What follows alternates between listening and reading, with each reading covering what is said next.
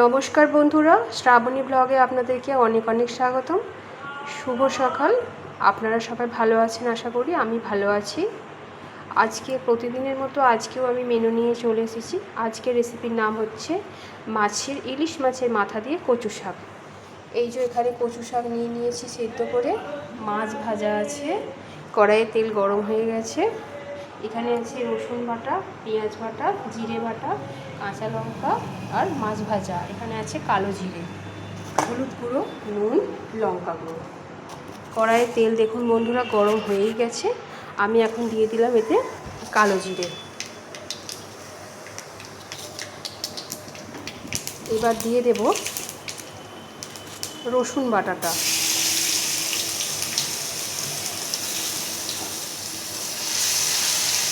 আর আপনাদের বলে দিই বন্ধুরা, আজকে স্পেশাল দিন হচ্ছে, আজকে আমার অ্যানিভার্সারি।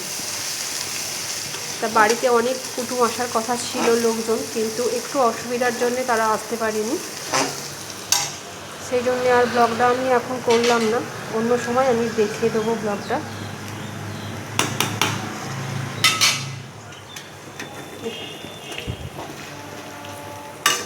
এবার রসুনটা ভাজা হয়ে গেছে বন্ধুরা, এবার আমি দিয়ে দিলাম পেঁয়াজ বাটাটা,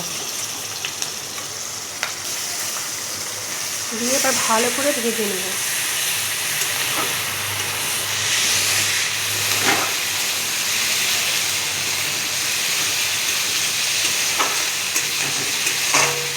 একটু লাল করে না ভেজে নিলে না পেঁয়াজ দিয়ে গন্ধটা ওটা ভালো লাগে না, কাঁচা কাঁচা গন্ধ লাগে।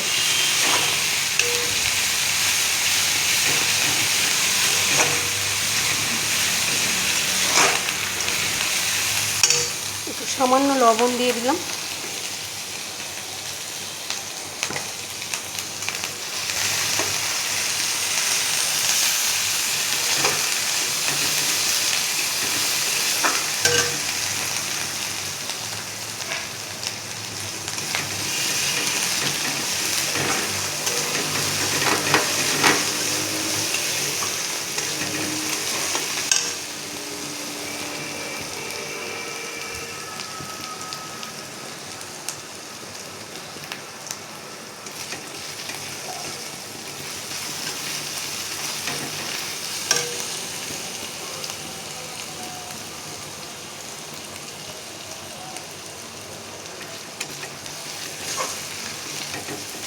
পেঁয়াজটা আমার প্রায় ভাজা হয়ে এসেছে।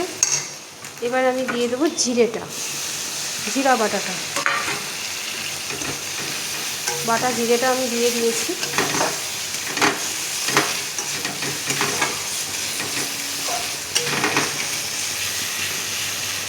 খুব সুন্দর গন্ধ বেরোচ্ছে।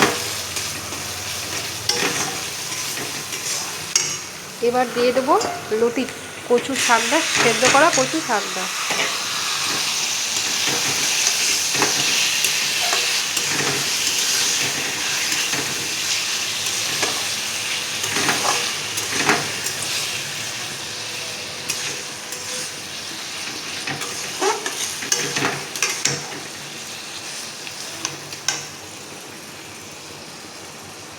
এবার দিয়ে দেবো পরিমাণ মতো লঙ্কা গুঁড়ো।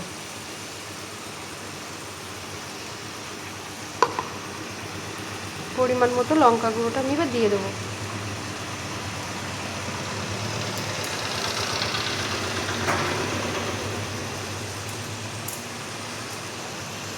পরিমাণ মতো লঙ্কা গুঁড়ো দিয়ে দিলাম।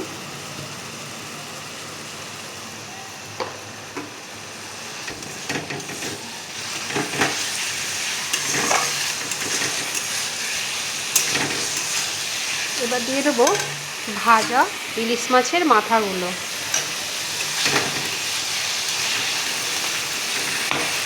আপনারা যদি মনে করেন এটা চিংড়ি মাছ দিয়েও করতে পারেন, আর এটা তো সবাই জানে এই রান্নাটা, অনেকেই জানে, আবার অনেকেই জানে না।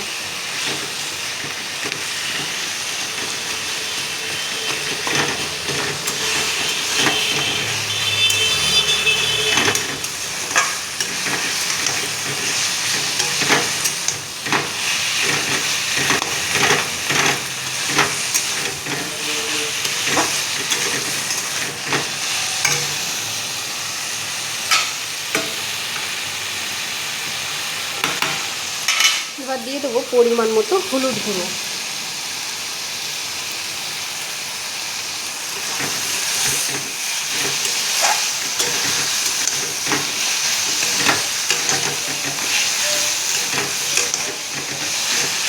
এবারে দিয়ে দেবো কাঁচা লঙ্কাগুলো। কচু শাকে একটু কাঁচা লঙ্কা না দিলে কিন্তু টেস্ট বাড়ে না।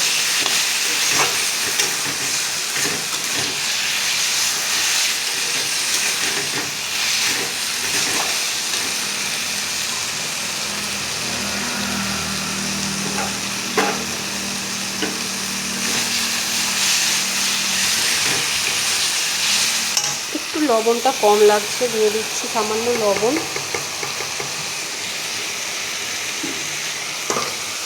আপনারা চাইলে খুব সামান্য মিষ্টি দিতে পারেন,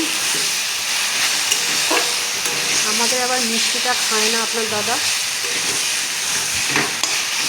তরকারিতে মিষ্টিটা পছন্দ করে না।